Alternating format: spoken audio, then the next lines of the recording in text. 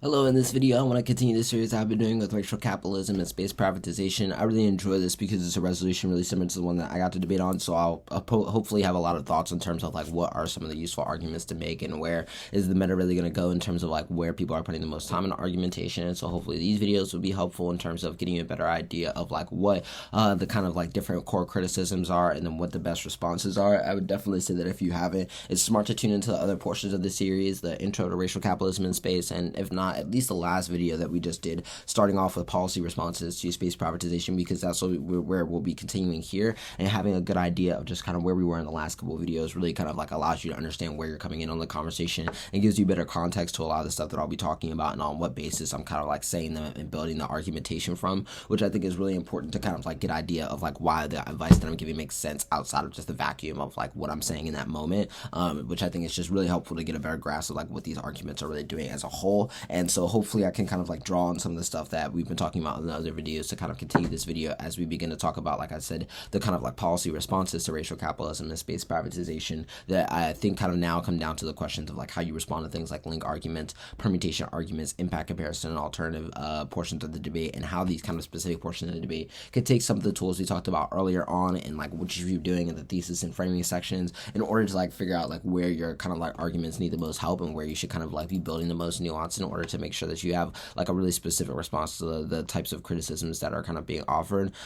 So I think that the way in which we're kind of thinking about like things like the link debate in contexts like this, I feel like a lot of the time that you're gonna have to fight like two types of link arguments. One that I think that is a lot easier to get out of, and then the other one I think is a little bit harder, in a question of like ways that you can really like shift your explanation of the affirmative to be like really specific and helpful. So the first is I feel like a lot of the arguments are going to come down to just like why the idea of space exploration as a whole is bad, why it kind of like replicates and like perfects the ways in which like whiteness saturates human desires for like newfound like land and new kind of like clean space to start over with, while like still continuing on with like the same values of like inequity and various forms of disenfranchisement that have been created on the like world that we currently inhabit and live in. And so I feel like a lot of the argumentation that needs to be kind of like picked up from your end that I think allows you to really get out of this is a question of just being able to like win and force the question of whether or not space exploration is inevitable and whether or not private exploration would be worse than like the affirmative. Is like the place where you kind of like start off with this link argument, because it builds in that kind of question of like the status quo being like worse than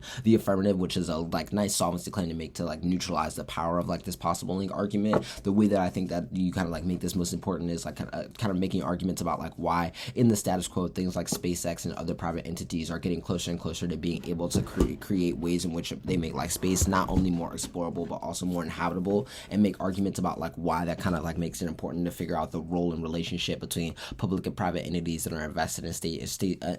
space in order to figure out like what's the best use for the common good. And so your answer to the link argument needs to be that the privatized version of space that kind of allows both public and private entities to exist in free roam creates like the need for scarcity, which is kind of like necessary for capitalism and other systems of violence to continue in outer space and to stop us from being able to like solve some of the worst harms, which I think are probably pointed out in your 1AC anyways, which I think is a great place to kind of start off from neutralizing that type of link argument. The other type of link argument that I feel like will shot a lot will be link arguments to just straight your advantages, and impact arguments about why overinvesting and saving the world from space debris or the creation of new technology that is made for human good, whether it be for climate change and like questions of like how we use solar energy and stuff like that, all I think will just kind of be critiqued at the impact level, and why like just historically those kind of like innovations fall short of being able to bridge the gap between like what is really producing inequalities at a structural level, which I feel like is much more of a question of the way in which you're able to like when your instantiation of how you're like relating to that technology per the way that the 1AC policy is implemented allows for you to kind of like figure out a way that like not only saves like humanity from being like affected by various impacts, but kind of starts that kind of like texture impact analysis of like why the impact that you're doing like particularly pertains to vulnerable populations that the criticism is really kind of like focusing on. I think is super important in terms of like making your kind of like your link terms to these arguments feel a lot more nuanced and opening up space for you to still be able to access questions like the permutation later on. I then think that when you go to places like the permutation, a lot of the net benefits that you need to be making are what is the kind of inevitability of some of these impacts, things like for instance space debris that happen from the collision of asteroids and various other like debris that is like out is probably inevitable now, considering that the debris already exists out there and is already on a collision course. It's just a question of whether or not we choose to interfere with it or not. And so making arguments about like the kind of like inevitability of those things and why the kind of like a saving of humanity actually opens up new opportunities for organizing society different and doesn't cement society as it is as really important to like how policy and various forms of progress are made. And I think that you can start building like unique net benefits like out of why that's important, and like the places in which you think that like that type of like kind of like an investment in the like equal savior of humanity, or the equal saving of humanity kind of like is what is the necessary basis for creating progress on a different type of like line than the one that's been used before. And I think that the question of like then impact comparison is like really where this debate gets really important and down to the nitty gritty, because I feel like a lot of the impact comparison debate that you're going to want to be doing is like both about how you can like win that some of the values, like for instance that you usually be like utilitarianism and stuff, might still be valuable for like the way in which judges are viewing debate, but also you want to make a lot of arguments about like why your impacts are not just ones that are for like the generic saviorhood of humanity, or to only keep certain populations safe and to innovate for those populations, but rather as a question of like how space exploration provides an opportunity for us to relate to all of these questions differently, not because it opens up a blank slate, but because it like asks different types of questions in terms of like what our capabilities are and how we're able to access a different way of living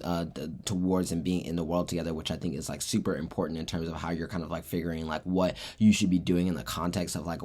evaluating what the judge should be doing in the context of evaluating the debate, and how you should kind of be interacting with both like the turn level of their impact comparison arguments, but also ways in which you can kind of access their arguments in ways that are beneficial for you. Because then I think it goes down to the alternative. A lot of the ways that you can challenge the alternative is being like, if that kind of like space exploration is inevitable, how does the alternative kind of how does the alternative intervene in a way that actually kind of like stops this from happening, or makes it so that other communities that are kind of that are not represented in the per the link arguments are really represented. If not, then there's a lot of weight in terms of like the alternative's ability to be able to actually move over the status quo. And in that world, I feel like a lot of the burdens in terms of presumption and things like that start to flip your way and become a lot easier for you to address, and also makes it a lot cleaner in terms of like how you're able to make some of these questions about like what the alternative should be doing in relationship to the clear beyond it's kind of like epistemological interruption, because I feel like you can make a lot of arguments about like why those things don't matter in terms of like the real consequences that you both are defending at that impact comparison level that we talked about a little bit earlier on. Hopefully this video is helpful for you, and hopefully you'll tune into more stuff that I'll be doing with racial capitalism and space privatization. And yeah, thank you as always for tuning in.